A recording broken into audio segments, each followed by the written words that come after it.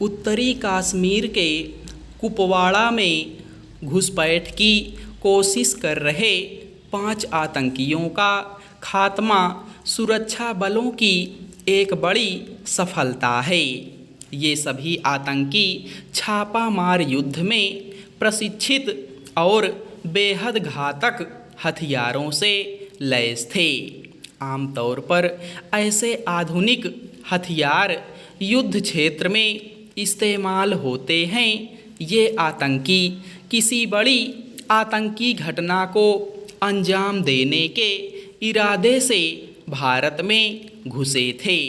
इनमें कुछ पाकिस्तानी मूल के भी हैं और इनका संबंध आतंकी संगठन गजनवी फोर्स से था।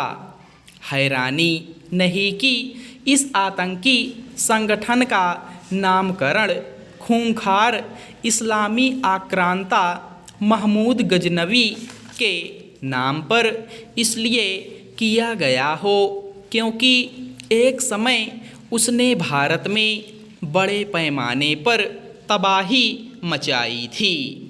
जम्मू कश्मीर में पाकिस्तान पोषित और संरक्षित ऐसे आतंकी संगठनों की सक्रियता यही बताती है कि कश्मीर के नाम पर लड़ी जा रही तथाकथित लड़ाई पूरी तौर पर मजहबी आतंकवाद है।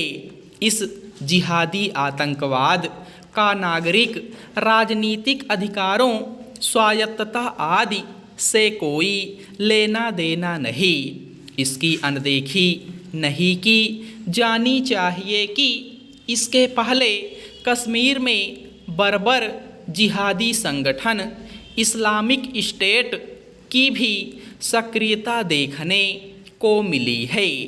इसके अतिरिक्त जैश ए मोहम्मद और लश्कर ए तोयबा जैसे आतंकी संगठनों की सक्रियता भी यही बयान करती रही है कि कश्मीर का आतंकवाद मजहबी आतंक है। इस आतंकवाद को पाकिस्तान खाद पानी दे रहा है। हालांकि वह पिछले कुछ समय से दाने दाने को मोहताज है और वित्तीय मदद के लिए दुनिया भर के सामने हाथ फैलाए हुए है। लेकिन अपनी खस्ता हालत के बाद भी वह आतंकवाद को समर्थन और संरक्षण देने से बाज नहीं आ रहा है।